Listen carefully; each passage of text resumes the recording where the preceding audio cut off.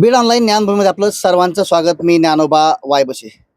8 मार्च हा जागतिक महिला दिन जगभरात साजरा केला जातोय. राज्याच्या देशाच्या अनेक कानाकोपऱ्यामध्ये अनेक महिला उच्च पदावर सध्या कार्यरत आहेत.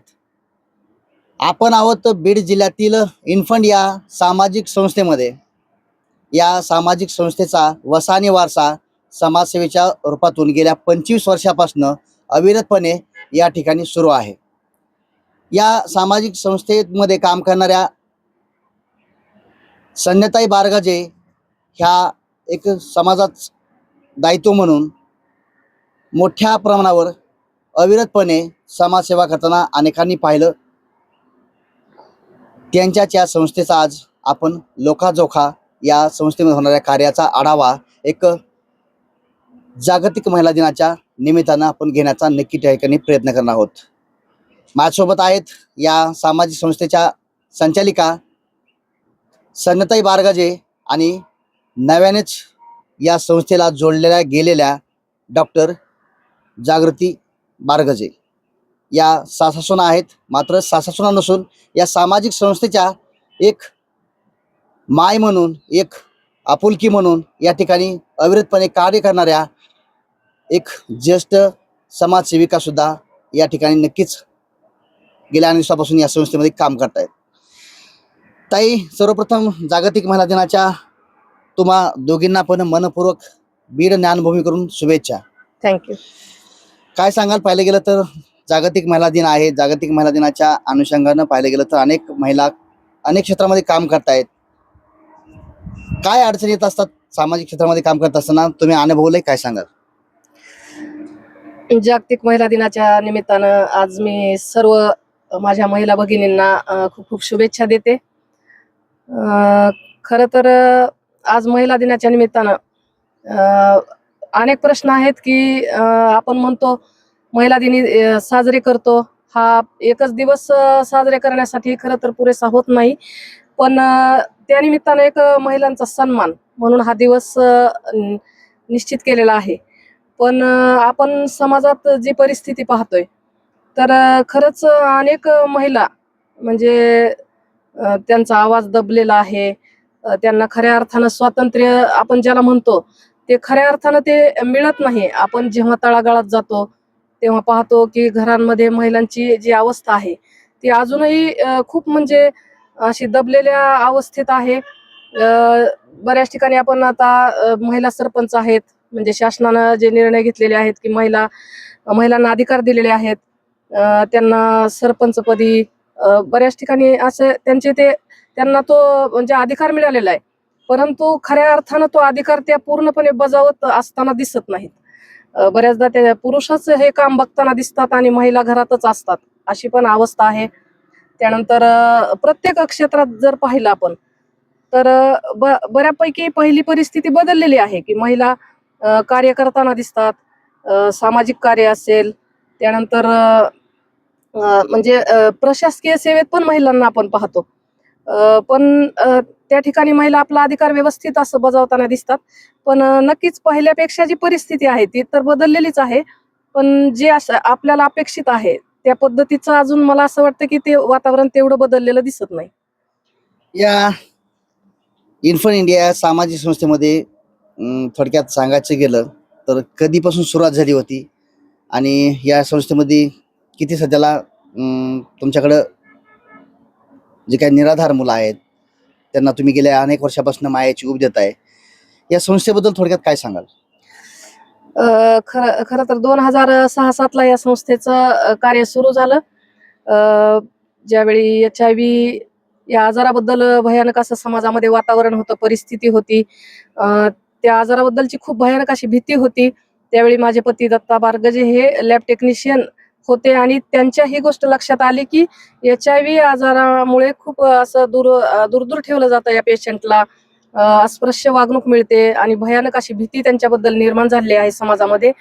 आणि सगळ्यात वाईट गोष्ट एक होती की आई वडील तर HIV बाधित असतातच, पण त्यांची जी मुलं आहेत, छोटी छोटी मुलं आहेत ज्यांचा काहीही दोष नाही, अशा बालकांना पण या आजारातून सफर व्हावं लागतंय आणि समाजाच्या तिरस्कृत भावनेचे बळी ठरतात ही बालकं आणि कुठंतरी दूर ठिकाणी ठेवलं जाते.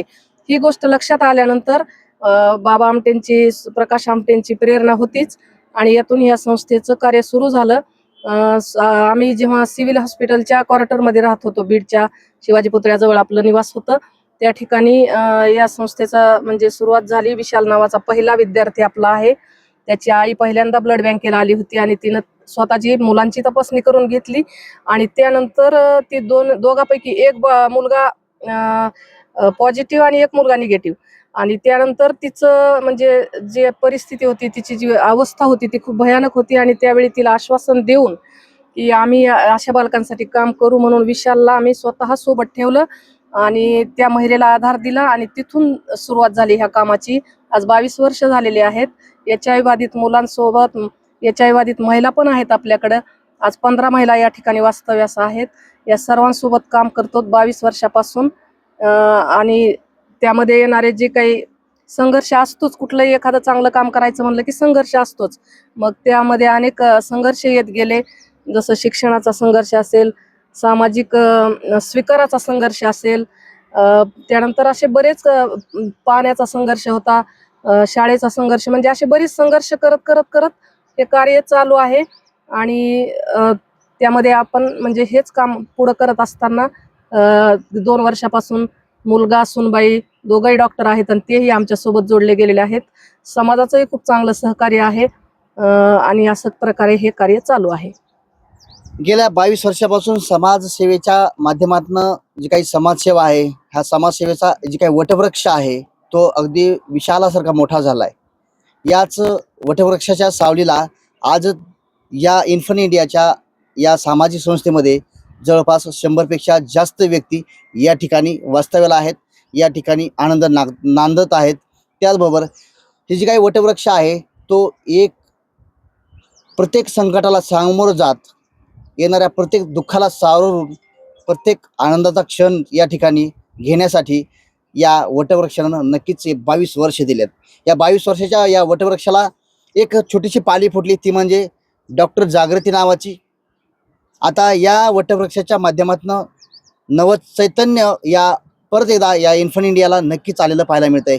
माझ्यासोबत ताई आहे, डॉक्टर जागृती. ताई, काय सांगशील पाहिलं गेलं तर या संस्थेसंदर्भात, आणि तू नव्यानेच या ठिकाणी आलीस, या ठिकाणचं कार्य, या ठिकाणची कार्यपद्धती आणि एक जागतिक महिला दिन आहे त्या अनुषंगाने काय सांगशील?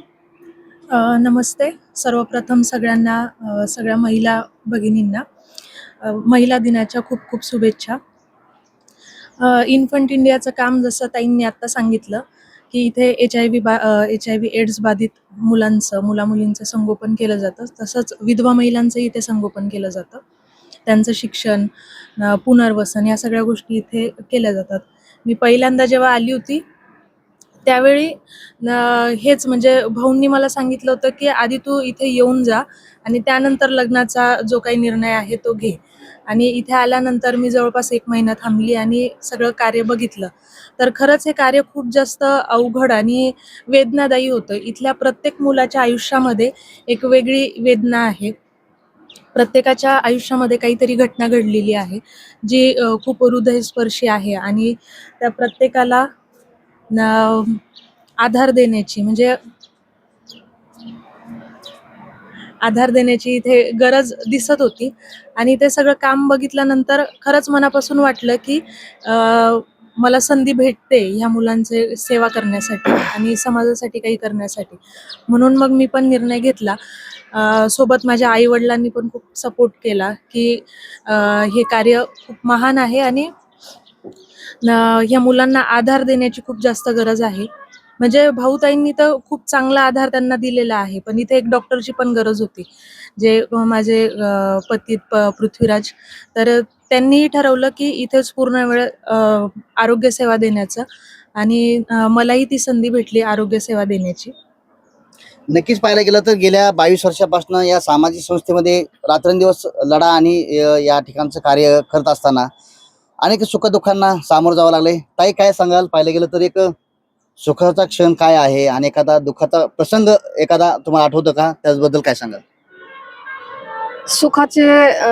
दुःखाचेही क्षण अनेक येऊन गेले आणि सुखाचेही तसं पाहिलं तर 22 वर्षाचा काळ होता आणि त्यामध्ये की अनेकदा इथल्या बालकांचा अचानक होणारा मृत्यू, त्यांचं अंत्यविधी वगैरे जो करायचो तेव्हा त्यांना म्हणजे कुठे दुसरीकडे कुणी घेऊन जात नव्हतं, पण ते अंत्यविधी सुद्धा इथंच आपल्याला एक वेदना स्मशानभूमी निर्माण करावी लागली आणि त्या ठिकाणी त्यांचा अंत्यविधी करत असताना तो जो दुःखाचा क्षण असायचा तो खूप भयानक होता. इथलीच मुलं, आम्हीच आम्हीच आमच्यातले असं वाटायचं की हे एक आपण एक वेगळंच जग आहे की काय, की आपण म्हणजे एवढेच माणसं एकमेकांसाठी असं एक त्या डोंगरावर एकाकी आणि एक वेगळंच ते दुःखाचे असे बरेच क्षण येऊन गेले. कारण 19 लेकरांचा मृत्यू या ठिकाणी झालेला आहे. त्यानंतर बाहेरून पण काही म्हणजे एक महिला जसं की तिच्या मुलाला घेऊन पण इथं अंत्यविधीसाठी आली. एक महिला आपल्या पतीला घेऊन इथे अंत्यविधीसाठी आली. तिकडून आम्हाला फोन यायचे की तिकडे कोणी करू देत नाही म्हणून.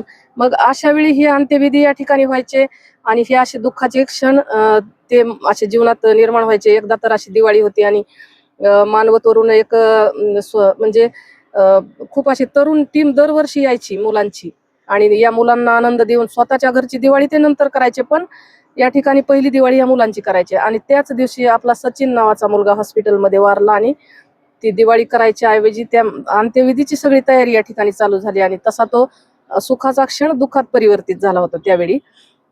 तर अशा प्रकारचे दुःखाचे अनेक क्षण या ठिकाणी आले होते. आता गेल्या 2 महिन्यापूर्वी माझे वडील दादा या ठिकाणी वारले. या हायवेला जात असताना, हायवे ओलांडत असताना त्यांचा ॲक्सिडेंट झाला आणि जवळपास ते 6 महिने इथे पडून होते. दादांनी विशेष म्हणजे कसं की माणसं ॲक्सिडेंट होतात, मरतात. ते एक सामान्य प्रोसेस आहे. पण दादा या ठिकाणी 18 वर्षापासून आमच्या सोबत होते. या ठिकाणी त्यांनी गोशाळा, गाईचं सेवा केली. त्यानंतर इथल्या मुलांना आजोबाचं प्रेम दिलं आणि दादांचा मृत्यू या ठिकाणीच झाला. त्यांना हे ठिकाण खूप आवडायचं. त्यांना असं वाटायचं की आपल्या हातूनही काहीतरी सेवा घडते. असं या ठिकाणी दादा राहिले. त्यांना इथं जेव्हा ते एकदा आले त्यानंतर त्यांना कुठंच जाऊ वाटलं नाही. त्यांना इथं करमायचं. आणि त्यानंतर दादांचा जेव्हा मृत्यू झाला तेव्हा आम्ही 5 बहीण भाऊ आहोत. सगळे वेल एज्युकेटेड म्हणजे ग्रॅज्युएट म्हणजे पोस्ट ग्रॅज्युएट सगळ्यांचे शिक्षण झालेले असल्यामुळं आणि माहित नाही की शिक्षणच असलं पाहिजे असं काही नाही, पण त्या विचारांची एक मॅच्युरिटी असल्यामुळं ते एक विचारानं आम्ही दादांचं देहदान करण्याचा निर्णय घेतला आणि दादांचं अंबाजोगाई स्वरातीला दादांचं देहदान त्यावेळी आम्ही सर्वांनी केलं. दादाही त्याच विचाराचे होते म्हणून हे सगळं शक्य झालं आणि सर्वांना एक वेगळाही संदेश. आणि मला असं वाटतं की हे जे काम आहे, ह्या ज्या विचारातून उभं राहिलं त्या विचारांचाच तो एक म्हणजे टप्पा होता की आम्हाला ते तेवढ्या मॅच्युरिटीनं ते करता आलं आणि हे समजून घेता आलं. आणि म्हणून तो दुःखाचा क्षण होता, परंतु त्यालाही आम्ही थोडंसं शेवटी समाधानाकडे कसं परिवर्तित करता येईल. आज त्यांच्या देहामुळे त्या ठिकाणी गेल्यानंतर तिथले जे डीन होते त्यांनी सांगितलं की हा देह 12 डॉक्टर घडवतो. म्हणजे हे एक वेगळं समाधान त्यातून वाटलं. कारण मृत्यूनंतर आपलाच माणूस आपण जाळून टाकतो. त्याची राख त्याच्यात हात घालून राखात हाडं गोळा करायचे, ते कुठंतरी तीर्थाला नेऊन सोडायचे, तिथलं पाणी दूषित करायचं.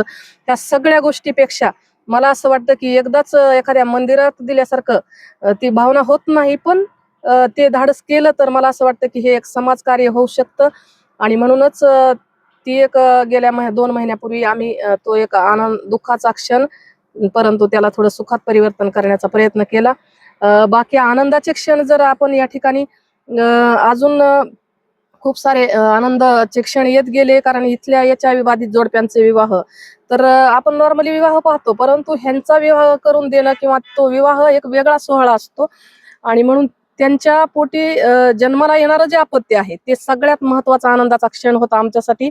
सुरुवातीला सगळ्यात पहिला मुलगा जो आपला विशाल नावाचा जो आपल्या म्हणजे या ठिकाणी आला आणि विशालचं पहिलं बाळ निगेटिव्ह म्हणजे शिवप्रसाद नावाचा मुलगा आपला तो निगेटिव्ह झाला. तो सगळ्यात मोठा आनंदाचा क्षण होता. त्याच्यानंतर आतापर्यंत 36 बालक निगेटिव्ह, ज्या मुली या ठिकाणाहून दुसऱ्या ठिकाणी पण गेल्या, ज्यांचे लग्न केले आपण त्यांच्या पोटी जन्माला येणारी बाळ पण निगेटिव्ह झाली. हा सगळ्यात मोठा आनंदाचा क्षण होता. त्यानंतर जी मुलं आपली थोडी सेटल झाली, कुठं बाहेर गेली, त्या ठिकाणाहून ते आपल्याला फोन करतात. कधीतरी दिवाळी असो तिथीमितीला ते या ठिकाणी येतात, आपल्याला भेटतात. हे म्हणजे हा पण एक मोठा वेगळा आनंद आपल्या म्हणजे आपल्या जीवनामध्ये येत राहतो मधून मधून. तर अशा प्रकारे सुख दुःखाचे वारे या डोंगरावरही चालू राहतात. हे सगळ्यात महत्वाचं आहे. सुखदुःखाच्या या डोंगरावर आनंदाचे क्षण कधी कधी येतात, मात्र अनेक अडचणी, अनेक प्रसंग असे आहेत की संकटांना तोंड द्यावं लागतं.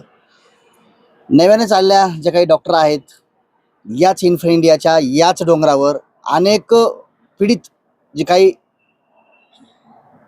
अन्याग्रस्त आणि त्यावर संघर्षाला एक घेऊन जाणारा जे काही डोंगर आहे, याच डोंगरावर ताईचं सुद्धा याच ठिकाणी लग्न झालं होतं. कारण मी सुद्धा या लग्नाला दिवसभर या ठिकाणी होतो. त्या दिवसाचा आनंद सोहळा मी सुद्धा पाहिला होता. माझ्यासोबत राज्यातले अनेक लोक होते, जे की नामांकित लोक होते. ते पहिल्यांदा कधी कधी या ठिकाणी आले होते. काय वाटतंय ताई, त्याची डॉक्टर नवरी होतात, नव्याने तुमचं कुटुंब या ठिकाणी आलं होतं, तुमचाही परिवार या ठिकाणी मोठा आला होता. काय सांगाल एखादी आठवण? लग्न सोहळा तर खूपच वेगळा झाला होता. महाराष्ट्रात नाही तर भारतामध्ये तो पहिला लग्न सोहळा होता जो खूपच जास्त आगळा वेगळा झाला होता. तो लग्न सोहळा होत असताना म्हणजे त्याच्या पूर्वतयारीच्या वेळेस मलाही खूप जास्त प्रश्न पडले होते की भाऊंनी जो काय लग्नाचा आराखडा म्हणजे तयार केलेला होता की त्यामध्ये मंगलाष्टक नसणार होते, ब्राह्मण नसणार होते, अक्षदा नव्हत्या. तर ह्या सगळ्या गोष्टी होत्या आणि ह्या गोष्टीवर विचार होत होता.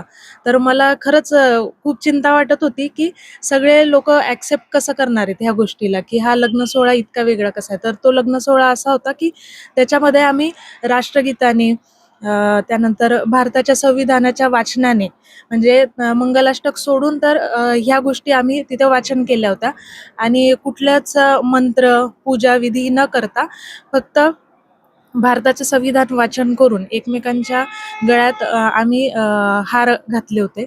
त्यानंतर जे आपले महापुरुष आहेत शिवाजी महाराज, बाबासाहेब असे मोठे-मोठे सगळे महापुरुष होते, तर त्यांच्या प्रतिमेचं आम्ही पूजन केलं होतं. तशाच प्रकारे आम्ही वृक्षदिंडी केली होती, ग्रंथदिंडी केली होती. कुठल्याच प्रकारचा लग्नामध्ये आहेर घेतलेला नव्हता. तर आहेराच्या स्वरूपामध्ये विनंती केलेली होती, की झाड आणि पुस्तक हेच तुम्ही आम्हाला आहेर स्वरूपामध्ये द्या. तर म्हणजे नवल वाटण्यासारखी गोष्ट आहे, की 1200 पेक्षा जास्त पुस्तकं आम्हाला आहेरमध्ये भेटले होते आणि जवळपास 900 झाडं त्यांनी गिफ्ट म्हणून आम्हाला दिले होते. तर हे एक आगळं-वेगळं होतं त्याच्यामध्ये आणि आम्ही सुरुवातच लग्नाची अशी केली होती, की रक्तदान केलं होतं. रक्तदानाने सुरुवात केली होती. आधी आमचं ठरलं होतं, की फक्त दोघांनीच रक्तदान करायचं. पण आम्ही रक्तदान केल्यानंतर जवळपास 50 वऱ्हाडींनी आमच्यानंतर रक्तदान केलं. तर ही गोष्ट खूप नवीन होती आणि खूपच जास्त समाधानकारक होती, की कुठल्यातरी पद्धतीने आम्ही ते अ, समाजसेवा करण्याचा प्रयत्न केला होता. त्याचप्रकारे अक्षदा नव्हती आम्ही वापरलेली. जेव्हा भाऊ-ताई म्हणत होते, की आपण अक्षदा वापरायची नाहीये, तर तेव्हा सगळेच जण विचारत होते, की कसं म्हणजे अक्षदा नाही तर कसं ते लग्नामध्ये ती शोभा येणार नाही. पण त्यांनीच तेव्हा तो प्रसंग सांगितला होता, की ज्यावेळी इन्फंटवर सगळे मुलं-मुली असायचे, ज्यावेळी आर्थिक सहाय्य नव्हतं, तर त्यावेळी हे दोघं एखाद्या लग्न सोहळ्यामध्ये जाऊन अक्षरशः तिथला तांदूळ ते वेचून आणायचे आणि त्याचा तो भात त्या एका वेळेचा भात त्या मुलांसाठी तयार व्हायचा. तर हे म्हणजे विश्वास बसण्यासारखी गोष्ट नाहीये. पण ते त्यांनी केलेलं होतं आणि तो कुठेतरी तो एक अक्षदांचा सुद्धा त्यांनी आधार तिथे घेतलेला होता. तर मग एवढे सगळे पाहुणे येणार होते आणि त्या प्रत्येकाच्या हातामध्ये चिमूट-चिमूट अक्षदा आपण देणार आणि तो पूर्ण गोळा केल्यानंतर इथल्या मुलांचा 2 वेळेचा भात तयार होणार होता. तर हा म्हणजे खूप मोठा विचार त्या अक्षदा न वापरण्यामागचा होता. तर हे मी माझ्या आई-वडिलांनाही सांगितलं. मला आधी भीती वाटत होती, की ह्या अशा प्रकारच्या लग्न सोहळ्याचा तिकडून विरोध येईल. पण त्यांना खूप आनंद झाला आणि त्यांनी खूप आनंदाने लग्न सोहळ्यामध्ये म्हणजे सहभाग घेतला आणि सगळ्या गोष्टींना त्यांनी होकारही दिला. आणि शिवाय लग्नाच्या दिवशी जे वऱ्हाडी होते, मला तीही भीती होती, की वऱ्हाडी लोकं सगळे विचार करतील, की असा कसा लग्न सोहळा आहे. पण त्यांनी इथलं काम बघितलं, मुलांच्या चेहऱ्यावरचा आनंद बघितला. त्या सगळ्या गोष्टी बघून त्यांनी सुद्धा रक्तदान केलं आणि सोबत स्वच्छतेचा संदेश देण्यासाठी स्वच्छता अभियान सुद्धा केलं सर्व वऱ्हाडी लोकांनी असं. तर खरंच खूप आगळा-वेगळा सोहळा होता तो लग्नाचा आणि खूपच छान वाटलं. नक्कीच या ठिकाणी पाहायला गेलं तर या ठिकाणी असणाऱ्या जी काही अनाथ मुली आहेत त्यांचा विवाह या ठिकाणी लावलाच, मात्र जी सुनबाई आहे त्यांचा देखील या ठिकाणी विवाह लावला आणि एक जगाला वेगळा प्रसंग पाहायला मिळाला होता. ताई, आज जागतिक महिला दिन आहे. जागतिक महिला दिनाच्या काय शुभेच्छा असतील? बीड जिल्ह्यातील समाज क्षेत्रातील अनेक नौकादार महिला असतील, त्यांना एक तुमचा काय मोलाचा संदेश असेल? आणि दुसरी गोष्ट म्हणजे एक समाजसेवेचा वसा, आणि एका घरामध्ये जशी सासू असते, सासू वय झाल्यानंतर कुठेतरी आपल्या सुनेकडं संसार देते, संसाराच्या चाव्या देते, त्या कपाटाच्या चाव्या देते, तिजोरीच्या चाव्या देते. तशा या समाजसेवेच्या आज जागतिक महिला दिनाच्या अनुषंगानं काही नवीन आलेली आपली सुनबाई आहे त्यांच्याकडे काय काय समाजसेवेच्या चाव्या देणार आहात का? आणि काय संदेश असेल समाजाला जागतिक महिला दिनाच्या महिलांना?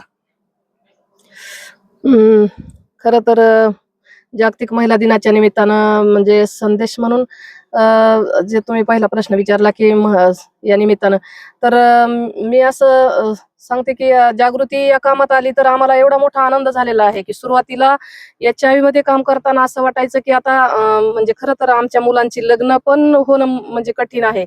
कारण घरात असे छोटे छोटे अनुभव आले होते की माझ्या भावाचं लग्न होतं, तर त्या लग्नात पण खूप अडथळे आले आणि अक्षरशः त्याचा लग्नाचा डिव्होर्स झाला एवढं म्हणायला पण काही हरकत नाही की या कामामधून इथं जाण्या येण्यासाठी फक्त. तर आम्हाला हा प्रश्न पडला होता की आपल्या मुलाचं लग्न करताना जेव्हा सुनबाईच इथं राहणार आहे तेव्हा किती मोठा प्रश्न येईल. आणि नंतर मग जागृतीनं हे सगळं स्वइच्छेनं स्वीकारलं. हं. जागृतीनं हे सगळं स्वइच्छेनं स्वीकारलं आणि ती तिच्या म्हणजे मॅच्युअर्ड विचारानं ती ह्या कामामध्ये इतकी छान प्रकारे सक्रिय झाली की खूप मोठा आनंद आहे हा आमच्यासाठी. म्हणजे तिनं तो सांगितला नाही, तिच्या जीवनातला एक आनंदाचा क्षण जरी म्हटलं तरी चालेल हा, की आपल्याकडे एक अंशू नावाचा छोटा मुलगा आलेला आहे. तो 1च वर्षाचा होता.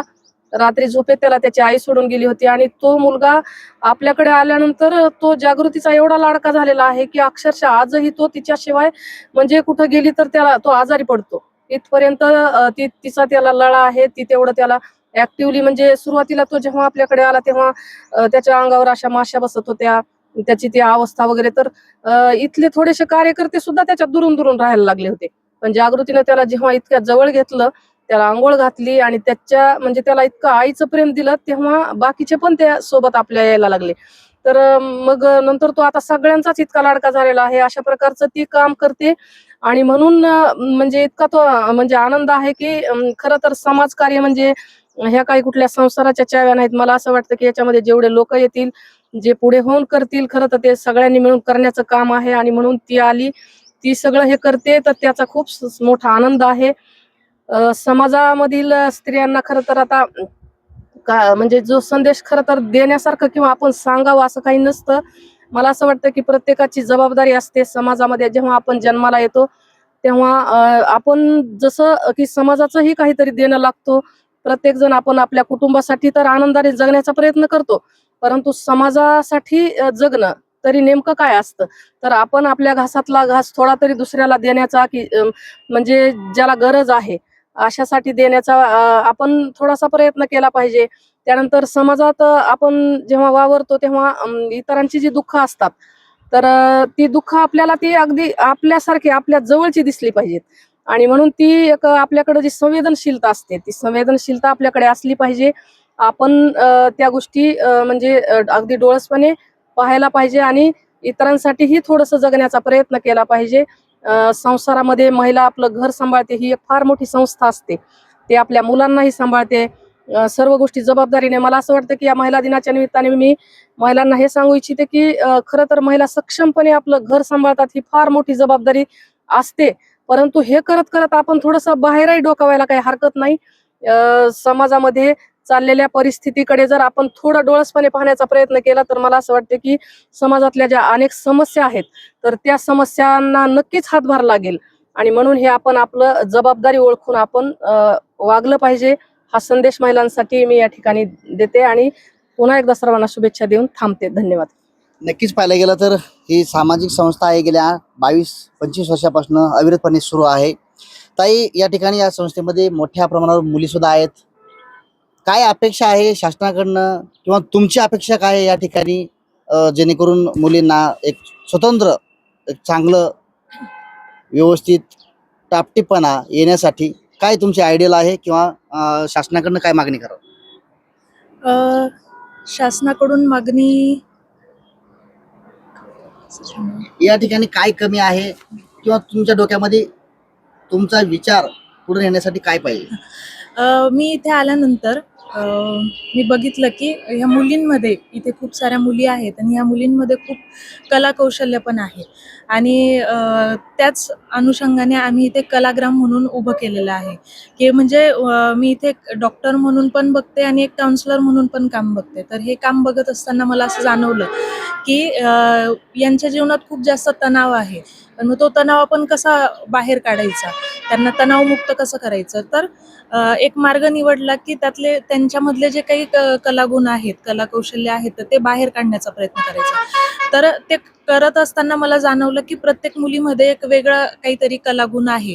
कोणी पायपुसणं बनवतंय, कोणी मातीची वस्तू तयार करतंय, कोणी चित्रकला खूप छान करतंय, तसंच गायनाची पण आवड आहे, कोणी डान्स खूप छान करतंय. तर ह्या सगळ्या वेगळ्या वेगळ्या गोष्टी आहेत. तर ते कलाग्राम आम्ही उभं केलं. तिथं त्यांनी सगळ्या हस्तनिर्मित वस्तू तिथे तयार होतात.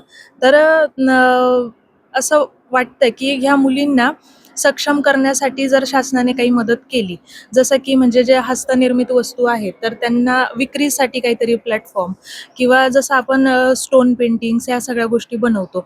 तर ह्या गोष्टींना म्हणजे आता जे आपण शासकीय कार्यालयांमध्ये वगैरे आपण पेपरवेट वगैरे बघतो. तर मग ते पेपरवेट तुम्ही आमच्या मुलींकडूनही करून घेऊ शकता किंवा म्हणजे छोट्या गोष्टींमधून तुम्ही त्यांना सक्षम बनवू शकता आणि किंवा ह्या वस्तूंसाठी विक्रीसाठी जर एखादा प्लॅटफॉर्म मिळाला किंवा काही शासनाची मदत मिळाली तर ते खरंच खूप हेल्पफुल होईल.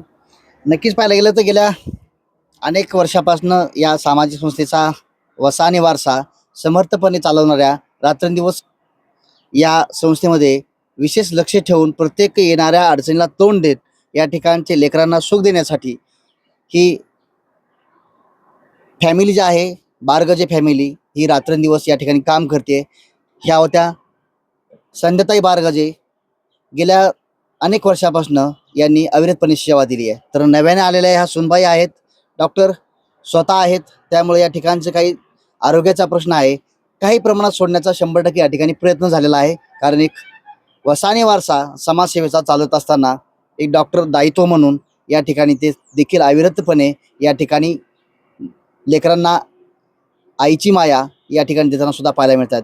जागतिक महिला दिनाच्या या अनुषंगानं खास आपण यांना या ठिकाणी बोलण्यासाठी या ठिकाणी मी आलो. ज्ञानभूमीच्या माध्यमातून संवाद साधण्यासाठी या ठिकाणी आलो. त्यांनी वेळ दिला त्याबद्दल ताई तुमचेही आभार आणि डॉक्टर मॅडम तुमचेही आभार. धन्यवाद. थँक्यू. मराठवाड्यातील प्रसिद्ध डॉक्टर अरुण शिवाजीराव बडे यांचे बीडमधील सर्वात अत्याधुनिक कार्डियाक युनिट, रुग्णांसाठी तज्ज्ञ डॉक्टर टीम 24 तास उपलब्ध.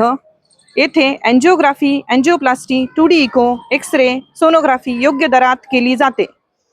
संपर्क आपल्याच बीड शहरात Shivajirao heart care and imaging centre, Yashwantrao नाट्यगृहाजवळ, बीड.